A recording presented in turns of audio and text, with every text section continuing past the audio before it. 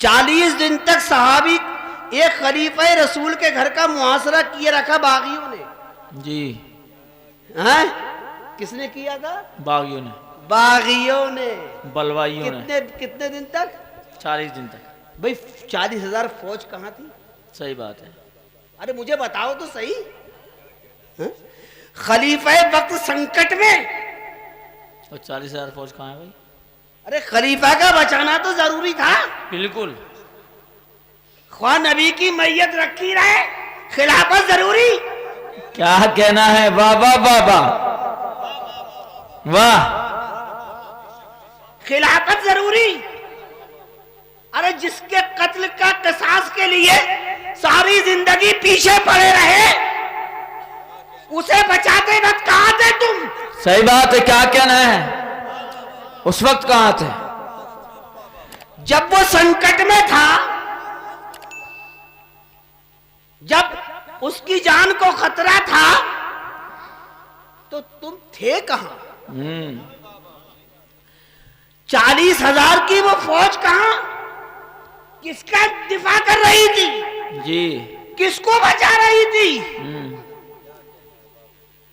सहाबा भी थे,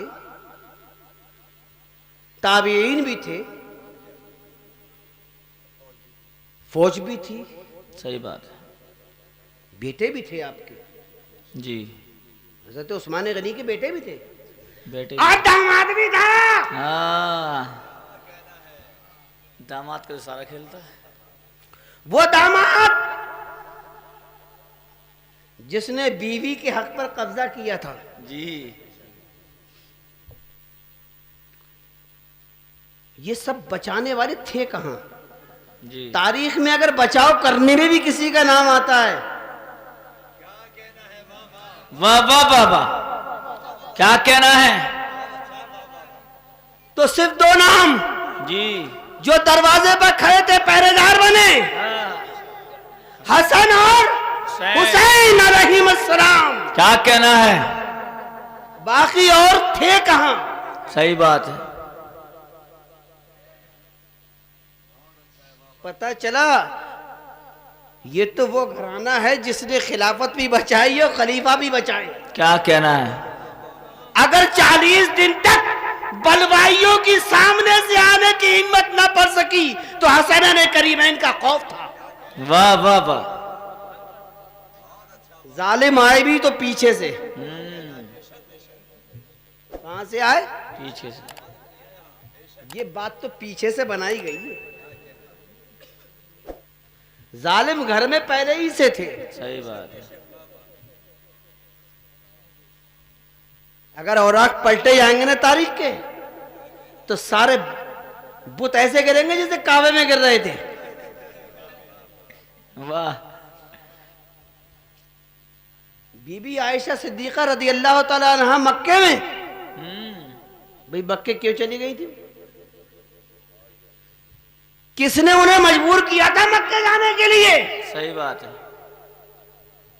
आप सोचो,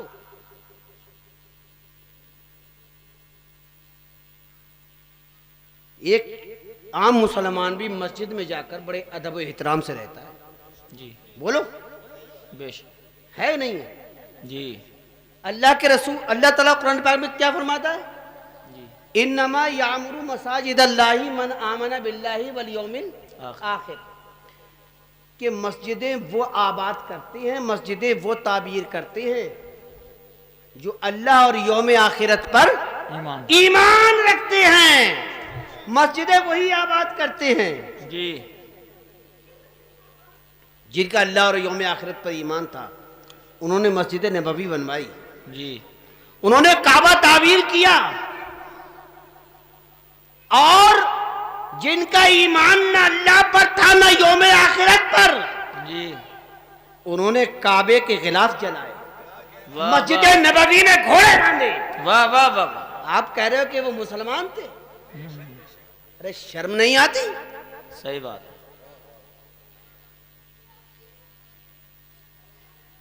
जरा सोचो तो सही कि खुदा का घर जिसका एहतराम इतना कि गैर मुस्लिम भी जब अपनी शादी में बाजा बजाता हुआ मस्जिद के सामने से गुजरता है तो थोड़ी देर के लिए वो रुक जाता है। सही बात है। ये एहतराम मस्जिद है।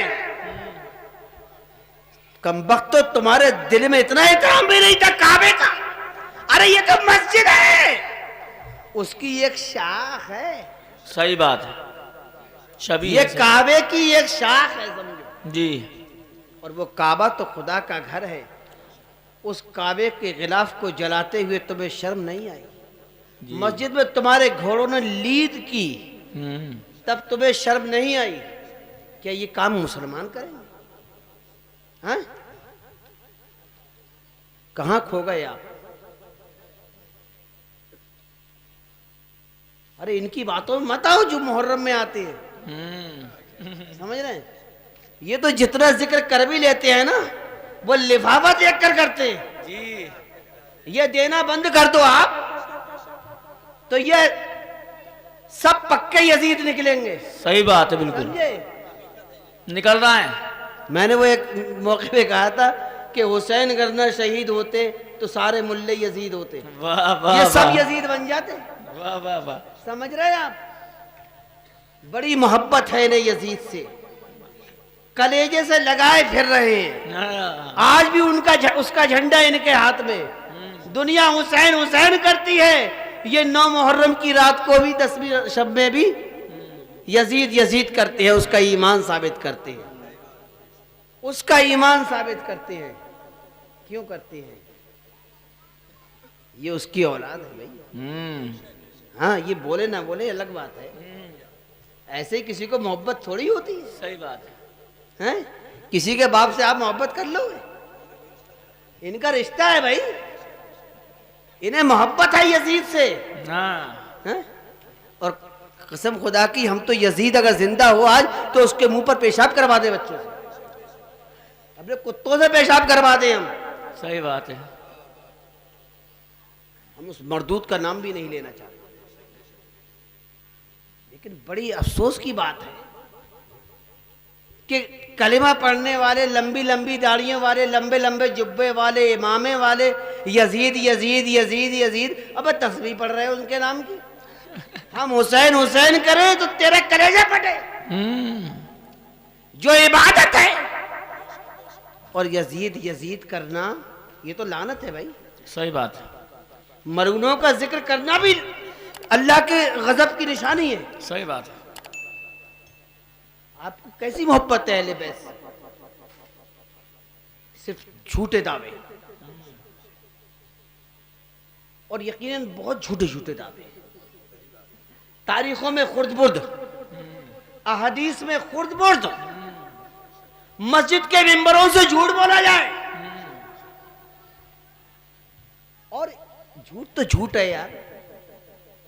मस्जिद के यार कैसे कैसे मुसलमान थे, बस सोचता हूँ, मुसलमान नहीं मैं इमाम, मुल्ले जो मिंबर पर खड़े होकर गाली बकते थे। जुमे के दिन मिंबर पर मस्जिद के खुतबा हाथ में और अली और फातिमा को गालियां। अस्तगफिरुल्लाह। अब भी आप नहीं समझ रहे हैं? क्या कोई मुसलमान मस्जिद में खड़े होकर गाली बकेगा? अरे मस्जिदें तो अल्लाह के जिक्र के लिए बनाई गई है। सही बात है। तुम कैसे मुसलमान थे जो मस्जिद में गालियां बकते थे और इतना गालियों में खो जाते थे, इतना गुम हो जाते थे, पता ही नहीं चलता था कि आज मतलब बुध है या जुमा है, जोहर पढ़नी है या जुमा पढ़ना है। वाह वाह वाह। मुझसे एक साहब ने पूछा, मुफ्ती साहब, बोले क्या ये हकीकत बात है कि बुध के दिन जुमा पढ़ लिया? अब मैंने कहा जब पौवे लगा लगा के पढ़ेंगे तो इन्हें क्या मालूम कि जोहर पढ़ना है कि जुमा? बोलो क्या कहना है बाबा? भाई वो गालिब ने कहा है कि जो खुतबे ना हो उससे क्या पूछिए क्या खबर, मतलब जो अपने आपे में ही नहीं है उसे क्या मालूम कि जुमा पढ़ना है कि जोहर? अरे जब आदमी आपे से बाहर होता है तो अम्मा को भी गाली बक दे, अब्बा को भी बक दे, सही तो बात। फिर अली और फातिमा को कैसे बख्श देगा वो? बोलो। पौवे लगा लगा के मस्जिद में आते थे तो इन्हें क्या मालूम क्या जुमा है कि जोहर है? पूरे सुराइये लगा अब जो भी पढ़ रहे थे वो गनीमत थी। हाँ मैं सही कह रहा हूँ, गनीमत है जितनी भी पढ़ ली, कम से कम जोहर तो पढ़ ली, शायद कबूल हो जाए। सही बात। शायद इसलिए कि ईमान आसपास नहीं दिखता। सच्ची बात तो यही है। अगर ईमान आसपास होता तो आप सोचो, जिस रसूल से मोहब्बत करते हो, जिनका कलिमा पढ़ते हो, उनकी नस्ल को कैसे मिटा देते। सही बात। हमारा तो रूह कांप जाती है। कोई इंसान अपने पीर के बेटों को बुरा नहीं कह सकता। सही बात। अपने उस्ताद की औलाद का एहतराम करता है। सही बात है। इसलिए कि उस्ताद के बेटे हैं। और ज्यादा गुस्सा तो कह भी देता है कि देखो अगर तुम मेरे उस्ताद के बेटे न होते तो तुम्हें बता देता।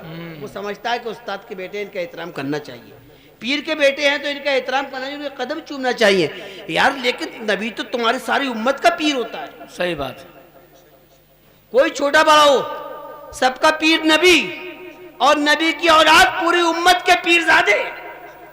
यार पीरजादों का गला उतार रहे, वो गला जिसके बारे में सरकार ने फरमाया कि हुसैन मुझसे और मैं हुसैन से। बेशक। आप सोचो, जिसके हुलकूम को सरकार चूमा करते थे ये दिखाने के लिए कि कहीं तो इस पर खंजर मत चला दे।